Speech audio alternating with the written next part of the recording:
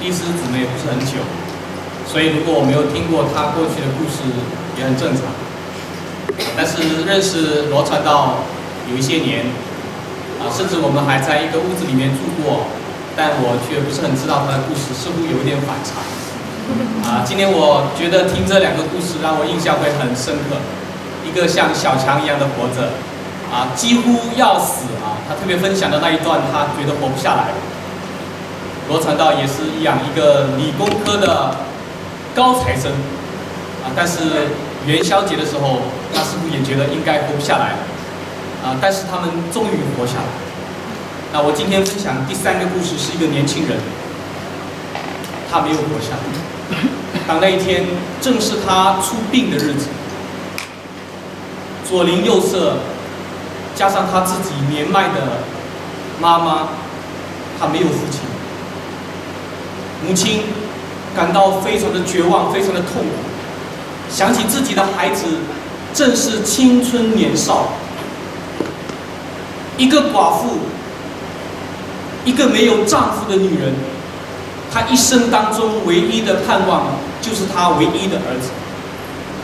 但是人世间最痛苦的事情就是白发人送黑发人。她陪着自己儿子冰冷的身体，一步一步地走进坟墓。就在那一天，耶稣跟门徒经过那个城市，叫做拿因。当耶稣跟门徒经过的时候，发生了一个故事。耶稣看见那个寡妇的痛苦，看见这个少年人苍白的生命，于是耶稣就讲了一句话。耶稣说：“少年人，我吩咐你起来。”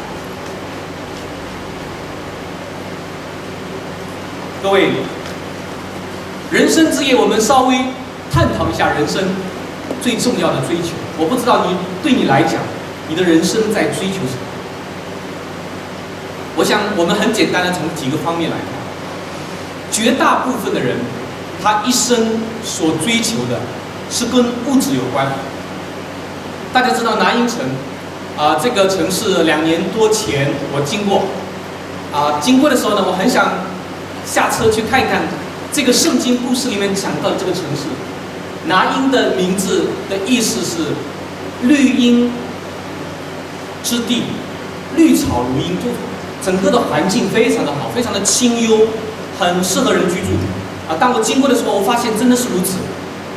各位年轻人，我不晓得对你来讲，可能我们中间绝大部分的人还没有很独立的这种经济的能力你自己要可以赚钱的，像罗传道这么神奇一个人高三的时候就能够打3份工，然后预备自己的将来我想我们中间绝大部分的年轻人可能还没有这个条件，但是一旦你有这个条件，请问地球这么大，世界这么广阔，城市这么多，你最盼望自己将来在哪个地方居住？我不晓得各位你有没有想过这个问题？朱峰一定人生的阅历很丰富。朱峰，你觉得这个世界上你最喜欢去哪里？我没想过。还在酝酿我不知道各位喜欢住在哪个城市，但是无论你住在哪里，让我在这个时候告诉你一个结果，就是有一天你在你所住的地方会被人抬出去。无论这个居住的地方你花了多少钱，你买了多少东西，你甚至是一个很喜欢收藏名贵物件的这种收藏家。我去过一些弟兄姐妹家，有很多人喜欢收藏古董。几个礼拜、一个多月前，我到波兰的一个教会讲道，之后有机会去一个弟兄家吃午饭，他们特别的预备家乡菜。当我到那个弟兄家的时候呢，有一点点的时间还没开饭，所以呢，弟兄就带我参观一下他的房子，很大一个房子。然后他特别跟我介绍一套的家具，他说这一套的家具是法国的工艺，我就看不懂。第一个，我不是这个木匠啊，所以我对木头这个东西不是很懂啊。他就跟我解释，他说你看，他说我这套家具不是用木头组合起来的，是用一个完整的木头雕刻出来的一个家具。然后你再注意看，每一个部分的图像都是不一样的。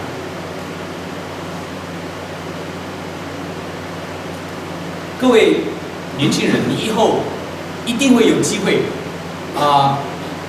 建立自己的家庭，营造自己居住的所在。但是无论如何，要相信一件事情，有一天你一定会被搬出去。在西方的历史当中，有一个人我非常的欣赏，这个人名字叫做亚历山大。不是我最近压力很大啊，亚历山大不是因为那个压力的问题啊。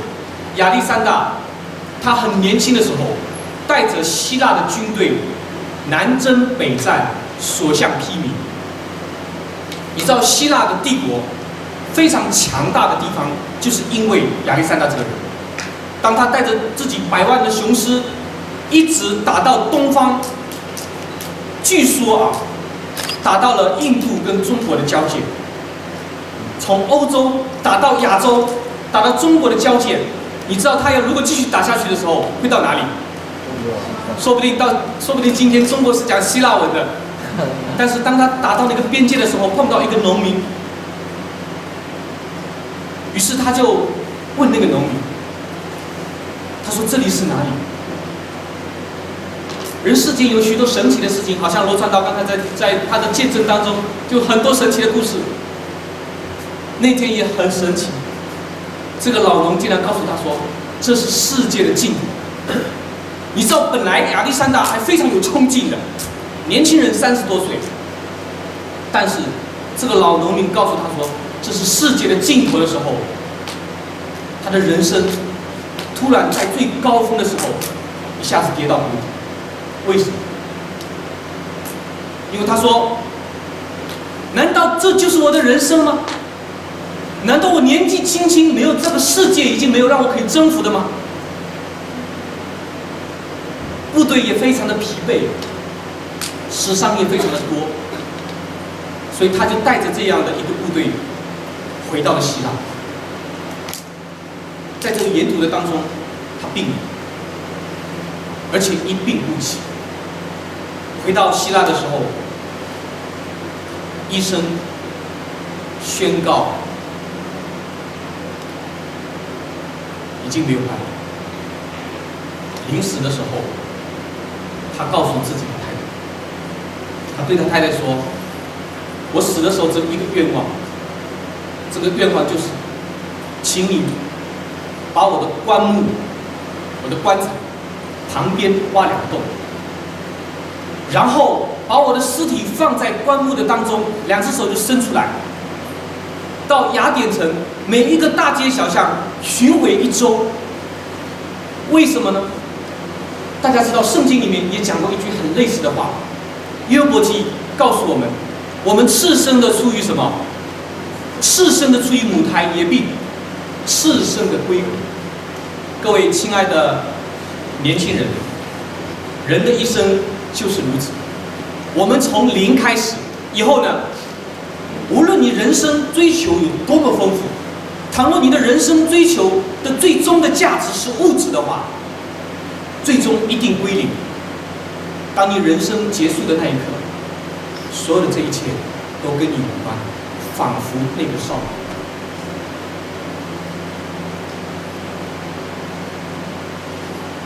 据说，这句话我相信我们中间很多人听过，我无意标榜我无意标榜。虽然我是温州人，听起来有点嫌疑。据说温州人的头发是空的，有没有听过？你们有听过吗？难道你们这是第一次听过？这可能跟年纪有关。朱峰，难道你也没有听过？没听到。所以朱峰始终保持年轻的心态。温州人的头发是空的，为什么这样讲？很多人说温州人很会做生意，所以他每一天、每一分、每一秒都在想着把你口袋里的钱变成他口袋里的钱，所以他天天在想这些事情，所以头发就空了。但是各位，世界公认最聪明的人不是温州人，是犹太人。犹太人占全世界人口0.3%，意思就是说1000个人有3个是犹太人，可能还不到。但是呢，这么很小的一个群体，却掌握了全世界黄金、钻石加工交易的70%到80%。犹太人厉不厉害？很厉害。有人说犹太人打一个喷嚏，全世界的银行就感冒。所以您发现犹太人的确如此，无论在什么领域都非常的优秀，非常的出色，非常的拔尖。无论是在经济这个范畴，还是在教育这个范畴，诺贝尔奖超过50%都是犹太人。所以各位，你可以想象犹太人的影响力。为什么犹太人会具有这么大的影响力呢？因为在他们的观念里面，人生所追求的不是财富，财富是必然的结果。只要我追求一个比财富更值得追求的东西，财富可能是一个必然的结果。他们追求什么呢？他们追求的是智慧、知识。犹太的母亲，因为犹太人这个民族呢是非常的动荡，非常的漂泊。他们之前在新的国家成立之前，分散在世界各地，所以他们具有高度的危机感。母亲常常会问孩子一个问题，母亲问说：“孩子，如果打仗了，请问你想带什么东西走？”因为孩子还小，所以呢，大部分的孩子会跟妈妈说：“我们要带上家里最值钱的东西。”这些钻石啊、黄金都要背在身上，然后我们去逃难。妈妈就告诉他说：“孩子，你的答案是错的，为什么呢？因为你这样逃得慢，你只需要带上你自己的知识就可以了。”我看了犹太人一本很经典的一本书，叫《塔木德》大家有没有听过塔木德？所以有机会的话，你可以看。塔木德里面讲过一个故事，说，在一艘游轮上面，有一个很有钱的人，生意人，跟一个犹太的学者，他们一起坐船。这个船上有很多三教九流的人，各种的人都有，社会不同的层次的不同的行业的人，就都集中在这艘船上。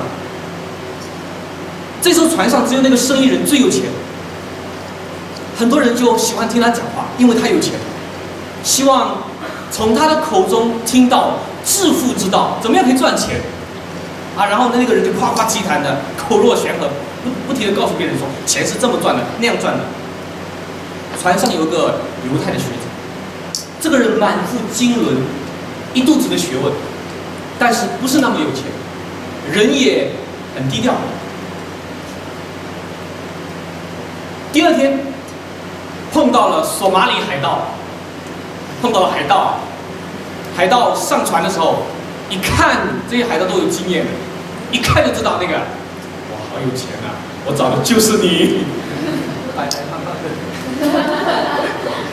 所以那个富翁，从昨天到今天，他所有的财富都归零，身上是一个板都没有。船靠岸了，这个人从富翁变成了乞丐。但你看这个犹太的学者，他走到那个城市的大学的校园，找到那个学校的校长，一番话，校长立刻请他做某个学院的院长。逃难的时候，各位小朋友，你觉得应该带什么？我相信答案应该很清楚，好不好？知识胜过什么？胜过财富。但是各位，我相信一件事情，人的一生当中，有可能有一些的东西比知识、跟物质、跟财富更重要的，请问是什么？今天传道在讲这个信仰与科学啊，我听完之后呢，我就有一点回应，我就跟传道说，我觉得你讲的比我们学校的那个校友物理博士后讲的更好，因为博士后讲的时候我听不懂，你讲的我都听懂。我的物理化学是全班最差的，然后我就听懂了，说明你的教学的能力毋庸置疑，非常的优秀。在整个的这个信仰与科学当中，我相信大家对一些数字还是有印象，对不对？10的10次方的123次方。你注意看这个数字，有个很奇妙的地方，分成2个部分。前面那个部分是什么呢？是1，后面那个部分呢是0。无论是物质，无论是金钱，无论是名利，无论是财富，无论是知识，必须建立在一个什么基础上呢？生活的基础是什么？是生命。如果你是个死的人，你的生活不用谈品质，你的生活不用谈财富，你的生活更没有智慧可以讲。所以人要确保我是一个什么活着的人。倘若我没有生命，金钱对我有何益处呢？倘若我没有生命，财富对我有什么意义呢？倘若我没有生命，哪怕我的头上挂着10个博士帽，又有什么意义呢？因此，人一生所追求的，如果是知识，如果是财富，我告诉各位一件事情，一定要归零。但是，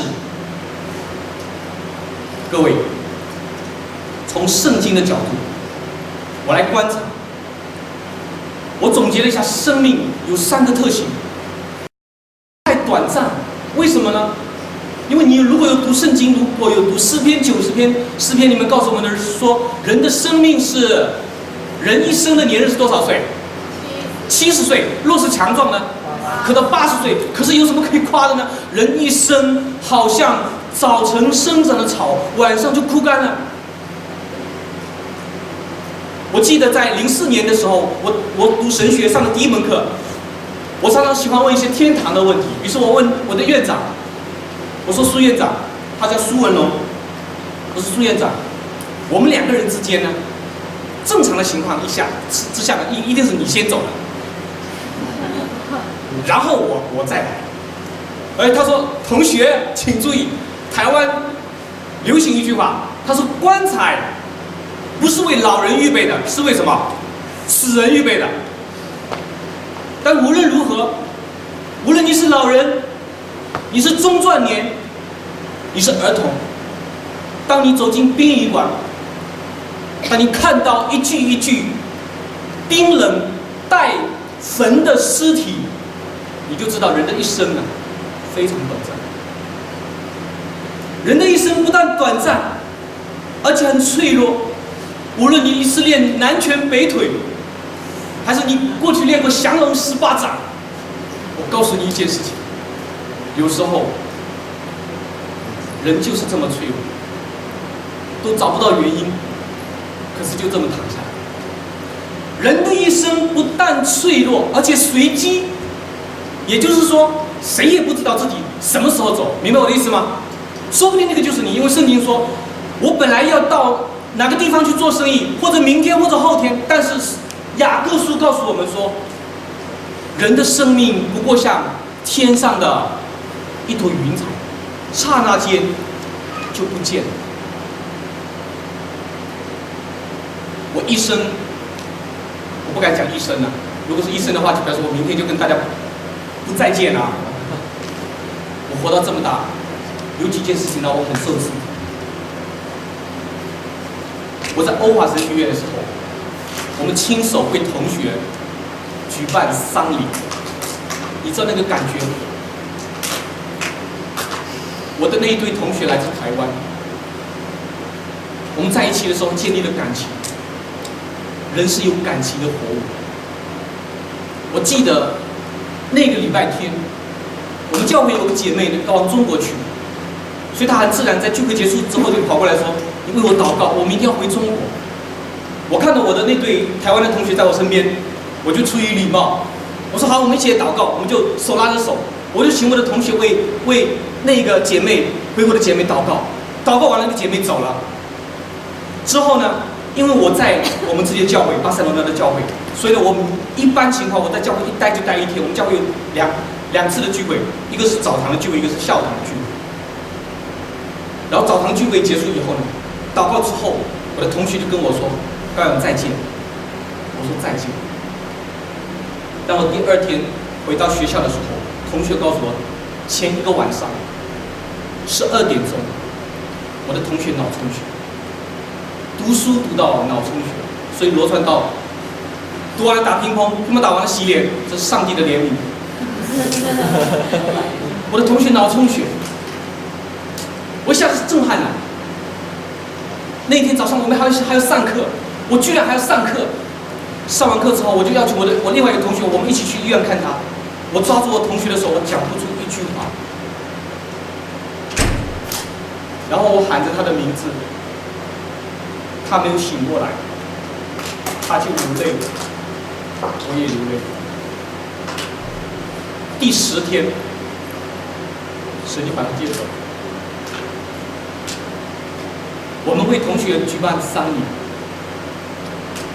这几年，作为传道人，我常常去殡仪馆，但不是每一次为老人去，有的时候是小孩。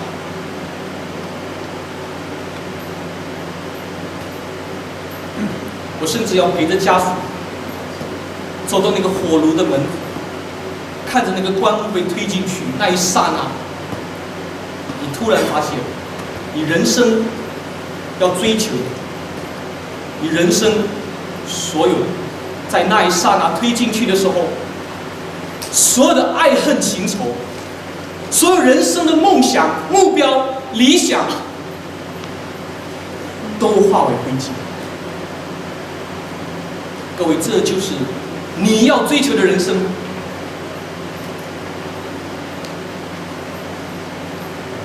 各位来到种种山里，我们不是来玩的。虽然我们有很多的游戏，虽然我们有很多的活动，但是各位，我想这一切当营会结束的时候，也要归零。倘若你没有得着应当得着的，你的人生等于零。那今天晚上我要负责任的告诉你，耶稣在这里。耶稣对那个少年人说：“少年人，我吩咐你起来。”这个少年人就同他的母亲以及他的邻舍，他们的生命当中从今就改变了，因为他们所握着的不再是灵，乃是什么？他们有了一。各位，因为是短讲，所以我必须讲得短，我就讲到这里。我相信你们都听懂。